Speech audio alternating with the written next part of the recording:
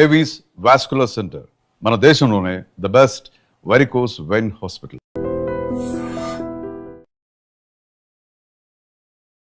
Welcome to I dream. ఏ దేశమేగినా ఎందుకాలడినా పొగడరా నీ జాతి భూమి భారతిని అని ఇప్పటి వరకు పొగుడుతూ వచ్చాం. కానీ పాశ్చాత్య దేశాల్లో మన మనుగడకే ప్రశ్నలు వర్షాలు కురిపించే ఎంతో మంది నాయకులు దిక్కుతోచని సందర్భాల్లో ఎక్స్టింక్షన్ అయిన H1లు ఇండియా వచ్చి వాటిల్ని మళ్ళీ అప్డేట్ చేసుకోవడానికి ఎన్నో సందిగ్ధ పరిస్థితుల్ని సమస్యల్ని ఎదుర్కొంటున్న భారతీయులకి ఈరోజు ఆ సమస్యల నుంచి పరిష్కారాల దారి చూపే ఒక ఇంటర్నేషనల్ అడ్వకేట్తో మీ క్వశ్చన్స్కి నేను సమాధానాలు అడిగి తెలుసుకోబోతున్నాను. లెట్స్ వెల్కమ్ కావేటి శ్రీనివాస్ గారు. నమస్తే సార్. నమస్కారం. Sir, you have an international exposure and you've worked in New York and you own offices in New York, New Jersey, London, Australia, you name it, you have offices.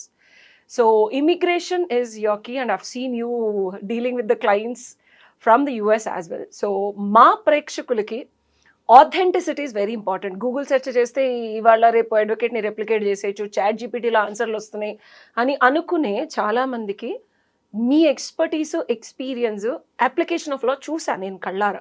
So అది మా ప్రేక్షకులకు కూడా చూపించాలనుకుంటున్నాను. Biggest question ఏంటంటే sir, H1 extension ఏదో కష్టపడి చేసుకుంటున్నారు, companies చేస్తున్నాయి, ఇండియా వచ్చి మళ్ళీ మనం రీస్టాంపింగ్ చేసుకొని వెళ్ళాలి. కానీ సోషల్ మీడియాలో వీళ్ళు ఏమేం పెడుతున్నారు అనేది కూడా ఒక చెక్ లిస్ట్లో భాగమయ్యి మొన్న నాకు తెలిసిన ఒక వాళ్ళకి అవ్వకుండా వెళ్ళిపోయాడు. సో దీని గురించి H1 అసలు రీక్రియేట్ చేసుకొని మళ్ళీ మనం రీస్టాంపింగ్ చేసుకోవడానికి ఇండియా రావాలా? మళ్ళీ ఇండియా వస్తే ఇరుక్కుపోతామా? ఇండియాలోనే రీస్టాంపింగ్ చేయించుకోవాలా, యూఎస్లో చేయించుకోకూడదా అనేది ప్రశ్నలు సార్. మీరు అడిగిన క్వశ్చన్స్ అన్ని లెజిటిమేట్ క్వశ్చన్స్. ఇప్పుడు అందరు కూడా ఇవే ప్రాబ్లమ్స్ ఫేస్ అవుతున్నారు. ఫస్ట్ ఆఫ్ ఆల్ కొంచెం బ్యాక్గ్రౌండ్ మాట్లాడాలి. ఇంతకుముందు గతంలో ఏంటంటే ఫస్ట్ టైం H1 చేసుకొని వచ్చిన తర్వాత అమెరికాలోనే రీవాలిడేషన్ అనే ప్రొసీజర్ పెట్టారు. అంటే వాషింగ్టన్ డీసీకి మీరు పాస్పోర్ట్ పంపిస్తే మళ్ళీ అదే H1 స్టాంపింగ్ అయ్యి వెనక్కి వచ్చేది. దాన్ని అబాలిష్ చేశారు. ఎప్పుడు చేశారంటే సెప్టెంబర్ ఇన్సిడెంట్ అయిన తర్వాత ఆ సిస్టమ్ని అబాలిష్ చేశారు. ఎందుకంటే because they wanted to see మీరు ఏదైనా క్రైమ్లో ఉన్నారా లేకపోతే మీరు వాంటెడా అలాంటివి తెలుసుకోవడానికి వాళ్ళంతా రీవ్యాంప్ చేశారు. సో నౌ ద సిస్టమ్ ఏంటంటే మళ్ళీ ఆ రివాలిడేషన్ సిస్టమ్ ఇంట్రడ్యూస్ చేశారు, మళ్ళీ తీసేశారు. ఇప్పుడు ఏంటంటే ఫర్ ఎగ్జాంపుల్ మీరు ఒకసారి H1B మీద వచ్చిన తర్వాత యూఎస్కి H1B స్టాంపింగ్ ఎందుకు చేసుకుంటారు, అసలు ఎందుకు చేసుకోవాలి? ద ఫస్ట్ క్వశ్చన్ ఈజ్ ఎందుకు చేసుకోవాలంటే మీరు రైట్ టు ట్రావెల్ అనేది ఉంటుంది. For example if you want to leave to another country, for example you want to go for holiday or you want to travel. For example చాలామంది H1B employees అమెరికాలో పనిచేస్తుంటారు, వాళ్ళ clients కెనడాలో ఉంటారు. But they have to go to Canada and come back. You can, when you're going to Canada, you have to take a Canadian visa. మళ్ళీ వెనక్కు రావాలంటే మీకు H1B stamping ఉండాలి. So that allows you to come back in to US. అందుకనే ఎంచుకుంటారు H1. అంటే ఎందుకు ఎంచుకుంటారంటే it allows you to travel back and forth multiple times. That is the reason why people come back to get H1B stamping. అంటే వాళ్ళకైనా వాళ్ళ wife చిల్డ్రన్కైనా కూడా husband చిల్డ్రన్కైనా కూడా ఎందుకు ఎంచుకుంటారు visa? First of all we have to understand visa అంటే ఏమిటి. Visa అంటే it's a label which is printed on the passport given by the department of state. H1B ఎవరు ఇస్తారు? ఇమిగ్రేషన్ డిపార్ట్మెంట్ ఇస్తుంది. వీసా ఎవరు ఇస్తారు? డిపార్ట్మెంట్ ఆఫ్ స్టేట్ ఇస్తారు. Homeland security కాదు, డిపార్ట్మెంట్ ఆఫ్ హోమ్లాండ్ సెక్యూరిటీ వాళ్ళే H1B ఇస్తారు మీకు. ఆ వీసా H1B స్టాంపింగ్ కోసము మీరు బయటకు వచ్చి ఇండియాకి వచ్చిన తర్వాత కౌన్సిలేట్ వాళ్ళు ఇమిగ్రేషన్ కింద రారు, వాళ్ళు డిపార్ట్మెంట్ ఆఫ్ స్టేట్ కింద వస్తారు. అంటే ఇప్పుడు మన దేశంలో ఫారిన్ అఫైర్స్ ఎలా ఉంటుందో అలాగే డిపార్ట్మెంట్ ఆఫ్ స్టేట్ అనేది సపరేట్ స్టేట్ డిపార్ట్మెంట్, అది దాని కింద కౌన్సిలర్ అఫైర్స్ వస్తారు, వాళ్ళు వేస్తారు మీకు స్టాంపింగ్. అంటే ఇక్కడ ఏమవుతుంది, the sovereign which is H1B homeland security వాళ్ళు మీకు వీసా అప్రూవ్ చేస్తే డిపార్ట్మెంట్ ఆఫ్ స్టేట్ వాడు మీకు స్టాంపింగ్ అయ్యట్లేదు. ఆ దుస్థితి ఎందుకు? బికాస్ ఎక్కడైతే ఇప్పుడు యుఎస్లో మన ప్రెసిడెంట్ గారు అక్కడ ఆయనతో ఉన్న డిపార్ట్మెంట్ స్టేట్ చీఫ్ వీళ్ళంతా ఎవరైతే డిసిషన్స్ తీసుకుంటున్నారో వాళ్ళు ఏమన్నారు, మీరు మళ్ళీ వెనక్కి రావాలంటే మీ సోషల్ మీడియా ప్లాట్ఫామ్స్ అన్ని చూసి మీరేమన్నా దేశానికి విరుద్ధంగా మాట్లాడుతున్నారా, మీ సోషల్ మీడియాలో ఏమైనా రాడికల్ వ్యూస్ ఉన్నాయా, ఏదైనా కమ్యూనిస్ట్ భావాలు ఉన్నాయా, అంటే దేశానికి అంటే అగెయిన్స్ట్ ద కంట్రీ, అగెయిన్స్ట్ ఇప్పుడు అమెరికన్కు అగెయిన్స్ట్గా చాలా కంట్రీస్ ఉన్నాయి, ఆ కంట్రీస్ ఫేవర్గా ఏమైనా మాట్లాడుతున్నారా. ఇవన్నీ ఎప్పుడు స్టార్ట్ అయ్యాయి, ప్రజెంట్ అడ్మినిస్ట్రేషన్ వచ్చిన తర్వాత, ప్యాలెస్తైన్ ఇజ్రాయెల్కు సంబంధించిన గొడవలు వార్ స్టార్ట్ అయిన తర్వాత చాలా యూనివర్సిటీస్లలో స్టూడెంట్స్, కొంతమంది ముస్లిం స్టూడెంట్స్ ప్యాలెస్తైన్ తరఫున నినాదాలు చేశారు, సపోర్ట్ చేశారు, మాట్లాడారు. కొంతమంది ఇజ్రాయెల్ తరఫున చేశారు, జూయిష్ వాళ్ళ తరఫున. సో ఇప్పుడు ఏమవుతుంది, అమెరికాకు చాలా ముస్లిం కంట్రీస్ కు బ్యాన్ చేశారు present administration. Most of the student visas తీసేశారు. కరెక్ట్, చాలా కంట్రీస్ లో కూడా ఆఫీసులు క్లోజ్ చేశారు, అంటే కౌన్సిలేట్స్ క్లోజ్ చేశారు, చాలా కంట్రీస్ ను బ్యాన్ పెట్టారు. ఇప్పుడు ఏంటంటే తను అంటే ప్రస్తుత ప్రెసిడెంట్ గారు లాస్ట్ టైం కూడా పవర్ లోకి వచ్చినప్పుడు చాలా కంట్రీస్లలో కౌన్సిలేట్స్ క్లోజ్ చేశారు. అంటే he didn't wanted Muslims to come in to the country. Unnecessary conflicts, దేశానికి విరుద్ధంగా ఉన్న మనుషులు మళ్ళీ ఎక్కడ ఇబ్బంది కలిగిస్తారో లోకల్ గా ఉంటే అనే పర్స్పెక్టివ్ లో, అంటే prevention is better than cure లాగా వాళ్ళను రాకుండా చేశారు. అది ఏమవుతుంది ఇప్పుడు, it is reflecting on other things also. ఇప్పుడు ఏంటి, ఎవరైతే అలాంటివి ఏమైనా పెడతారో సోషల్ మీడియాలో చూసి వీసా ఇవ్వాలి అని కొత్త పాలసీ తెచ్చారు ఆయన. సో ఇప్పుడు ఏమవుతుంది, క్వశ్చన్ అడుగుతాను సార్, ఇక్కడ మనకి ఫండమెంటల్ రైట్స్ ఉంటాయి. ఎందుకంటే మన కాన్స్టిట్యూషన్లో నేను చదివినప్పుడు అమెరికా నుంచి బిగ్గెస్ట్ బేస్ తీసుకుందే అమెరికన్ ఫ్రీడమ్ గురించి, వీటి గురించి మనం ఎక్కువ తీసుకున్నాం. సో వీళ్ళు సిటిజన్స్ కాదు, ఓన్లీ H1 వీసాల మీద ఉన్నారు, అండ్ వీళ్ళు జస్ట్ అక్కడ బ్రతుకు తెరువు కోసమో చదువుకోవడం కోసమో పలు విధాల వర్క్ వీసాలు, ఓవన్లు, ఇవి ఇలా చాలా రకాలు తీసుకున్నప్పుడు వాళ్ళ సెల్ఫ్ ఎక్స్ప్రెషన్ని నిబద్ధత, నియంత్రత, పాలనలాగా చేస్తున్నారా?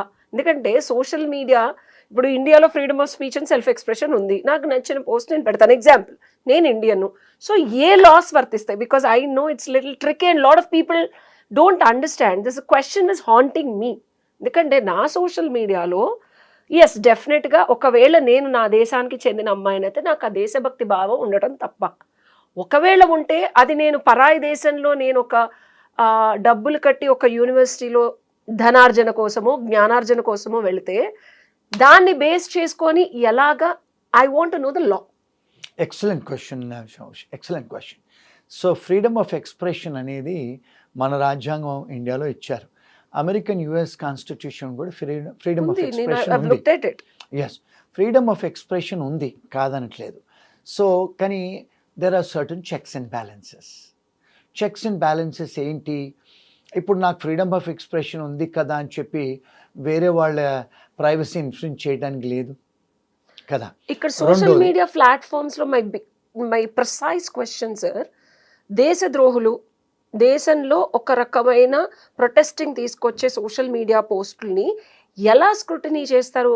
I can also post like republic day India, నేను నా దేశాన్ని, నా దేశభక్తిని నేను డ్రెస్ చేసుకొని చాటి చెప్తా. Is that a scrutiny point or how they are looking at this social media activism against US government? Okay, excellent question. చాలామంది సివిల్ రైట్స్ యాక్టివిస్ట్ ఏమంటున్నారంటే, ఫ్రీడమ్ ఆఫ్ ఎక్స్ప్రెషన్ మాకు ఉంది కదా, మా మా మా వ్యూ పాయింట్స్ మేము పెట్టుకుంటున్నాం కదా, ఆ వ్యూ పాయింట్స్ మేము పెట్టుకున్నప్పుడు ఇప్పుడు మనను ఎవరైతే స్టూడెంట్స్ అమెరికాకు వస్తారో వీళ్ళందరినీ నాన్ ఇమిగ్రెంట్ స్టూడెంట్స్ అంటారు, అండ్ ఎవరైతే H1B వస్తారో వాళ్ళని కూడా నాన్ ఇమిగ్రెంట్ వర్కర్స్ అంటారు. ఈవెన్ పర్మనెంట్ రెసిడెంట్స్ కూడా వాళ్ళని ఏమంటారంటే వాళ్ళకు పర్మనెంట్ రెసిడెంట్స్ అంటారు, వాళ్ళను ఏలియన్స్ అంటారు. రెసిడెంట్ ఏలియన్, గ్రీన్ కార్డ్ మీద రెసిడెంట్ ఏలియన్ అని రాసి ఉంటది. రెసిడెంట్ ఏలియన్ అంటే ఏంది? ఏలియన్ అంటే పరదేశీ, అంటే you have a right to live in that country but you are a resident alien, you are a foreigner. మరి మీకు కొంతవరకే అర్హతలు ఉంటాయి, because you are not a US citizen, అక్కడ న్యాచురలైజ్ సిటిజనో లేకపోతే బర్త్ రైట్ సిటిజన్ కాదు మీరు. సో మీకు అక్కడ మీ ఇండియన్ పాస్పోర్ట్ ఉంటుంది, ఫారెన్ పాస్పోర్ట్ ఉంటుంది, కానీ we have given you permission to live, to have a domicile in our country for ever. Resident alien forever, you can stay, but do you have a right to get into politics or vote? The answer is no. Can you work for the American government? The answer is no. Can you become a teacher in America? The answer is no. There are many restrictions because you're only a resident alien, you're not an American. So వాళ్ళు ఏం చేస్తున్నారు, కట్టుదిట్టాలు పెట్టారు. ఇప్పుడు మీరు visitor ఇది వీసాలో next video చేద్దాం sir, ఎందుకంటే చాలా మందికి తెలియని విషయం ఇది. సిటిజన్షిప్ అయిపోతే చాలా ఒక పెద్ద ఊహలో ఉంటారు. సిటిజన్షిప్ తర్వాత పిఆర్, రెండిటికి డిఫరెన్స్, హక్కులు, అమెరికా వెళ్తే వరల్డ్ ఆఫ్ డ్రీమ్స్ ఏదైనా సాధించవచ్చు, but these are the reality which lot of people don't know. Will do this in the next video. Absolutely. Second ఏంటంటే, ఇప్పుడు అక్కడికి వచ్చిన తర్వాత మీరు ఒక నాన్ ఇమిగ్రెంట్ వర్కర్గా వస్తున్నారు, చదువుకోవడానికి వస్తున్నారు, ఉద్యోగం చేయడానికి వస్తున్నారు. మీకు మేము పర్మనెంట్ రెసిడెన్సీ ఇవ్వలేదు అంటే వాళ్ళనే, that's way they looking at. మరి అమెరికన్స్ మీకు సిటిజన్షిప్ ఇవ్వలేదు, రానేలేదు, మీరు you not part of the country, మీరు వేరే దేశస్తులు కదా. ఇప్పుడు for example Indians are coming as with an Indian passport, but you getting a 3 years or a 5 years of visa to come and do certain things. What is the meaning of visa? Which gives you it's a Allows license to you- enter. No. It's called a license to enter into America. To do what? To study.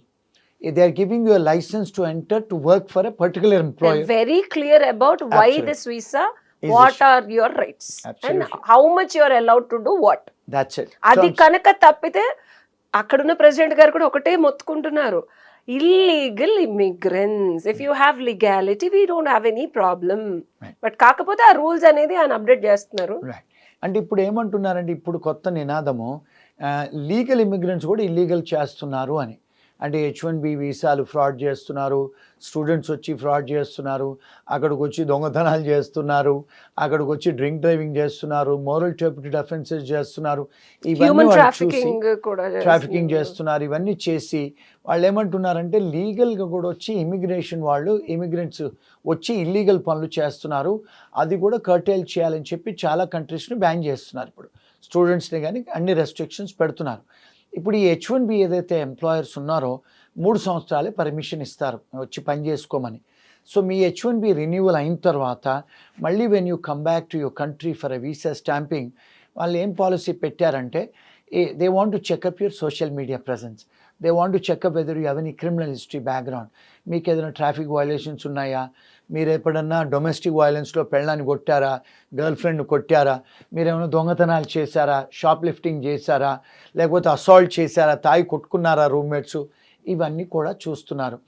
So ఏమంటుందంటే ఇమిగ్రేషన్లో, if you are arrested for any offence, any moral turpitude offence or any offence in India, in India and overseas, మీరు ఏంటంటే because you're not a good Samaritan, మీరు మా దేశానికి వచ్చి you're not a good citizen అని అర్థం. ఇప్పుడు ఏం చేస్తున్నారు, స్ట్రిక్ట్ ఇంటర్ప్రిటేషన్ చేస్తున్నారు. అంటే ఇప్పుడు ఫర్ ఎగ్జాంపుల్ ఇండియాలో కూడా గతంలో చాలామంది మీద ఎఫ్ఐఆర్లు అయ్యి కేసులు అయ్యి ఉన్నాయి. ఇప్పుడు they are also checking up that. అంటే we want clean people to come and live in our country అని. ఎందుకు గతంలో బైడెన్ అడ్మినిస్ట్రేషన్లో చాలామంది సౌత్ అమెరికా నుంచి డ్రగ్ కార్టెల్ వాళ్ళు వచ్చారు బార్డర్ క్రాస్ చేసి. That was the reason that caused lot of trouble, lot of deaths and shootings అయినాయి. Yes. Yeah. So that was the causation. ఇప్పుడేమన్నారంటే, మీరు అఫెన్స్ చేసిన వాళ్ళు మా దగ్గరికి రాకూడదు, మీరు అఫెన్స్ చేసినట్టయితే మా కంట్రీకి వచ్చి ఉండకూడదు. మూడోది ఏంటంటే, ఎందుకు ఈ ప్రాబ్లం స్టార్ట్ అయిందంటే, because of that Palestine and Israel issue start అయిన తర్వాత కొలంబియా యూనివర్సిటీ, హార్వర్డ్ యూనివర్సిటీలో స్టూడెంట్స్ ఎవరైతే వాళ్ళు ప్లే కార్డ్స్ పట్టుకొని ప్యాలెస్తైన్ తరఫునో లేకపోతే ఇజ్రాయెల్ Support తరఫునో చేశారు. సపోర్ట్ చేసిన వాళ్ళను, as you rightly said, we have a freedom of expression. కానీ వాళ్ళు ఏమంటున్నారంటే, ఈ కంట్రీస్ను మేము బ్యాన్ చేశాము, ఆ కంట్రీస్ లా అంటే ఇప్పుడు పీస్ మేకర్స్ కాదు వాళ్ళు, వద్దంటే యుద్ధాలు చేస్తున్నారు. So they are doing this కనుక మేము వీఆర్ అగెయిన్స్ట్ దెమ్. మరి అగెయిన్స్ట్ దెమ్ అనే కంట్రీస్కు మీరు they are not in interest of America కదా, మరి మీరు వాళ్ళ తరఫున మాట్లాడుతున్నారు కదా, అందుకే మేము మిమ్మల్ని రానివ్వము మా దేశానికి. There are a lot of students detained immediately from these countries and we've seen news and all that. Yes. So to conclude sir, H1 వచ్చి అంటే మళ్ళీ రీస్టాంపింగ్ కోసం వస్తే గనక జనాలు తస్మాత్ జాగ్రత్త, మీ సోషల్ మీడియా పోస్టులు, మీ క్రిమినల్ హిస్టరీ, అమ్మాయి నచ్చింది కదా అని ఇష్టం వచ్చినట్టు చేయకండి. డబ్బులు వస్తున్నాయి కదా అని చెప్పి ఏ అఫెన్సెస్లోకి వెళ్ళకండి. శాస్త్రోక్తంగా పద్ధతిగా కష్టపడి సంపాదించి మళ్ళీ మన ఇండియా వచ్చి స్టాంపింగ్ వేయించుకుంటే ఇవేమీ లేకపోతే మళ్ళీ రీఎంట్రీ ఉంటుంది. కరెక్ట్, అంతేనా సార్? Very true. అండ్ ఇంకొక విషయం ఏంటంటే మెనీ టైమ్స్ ఇక్కడికి వచ్చి స్టక్ అవుతున్నారు. ఎందుకంటే స్టక్ అయిన తర్వాత మరి వీళ్ళకు మళ్ళీ కౌన్సిలేట్లో వాళ్ళకి అపాయింట్మెంట్స్ దొరకట్లేదు. But there is an exception to the general rule.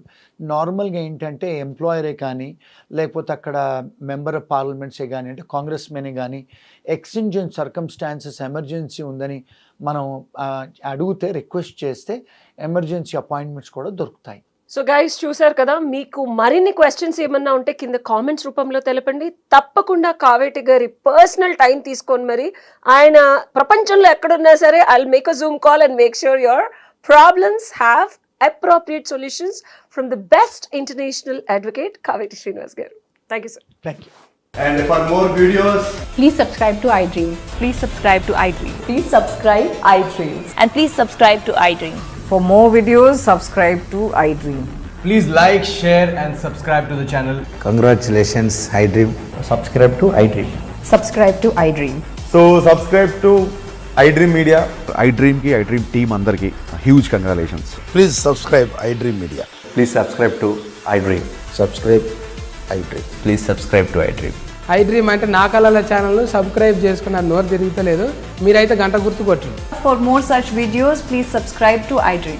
Subscribe to iDream. Please subscribe to iDream. Please subscribe iDream Media. Please do subscribe to iDream. Please subscribe to iDream Media. For best entertainment and information, please subscribe iDream. And don't forget to subscribe to iDream.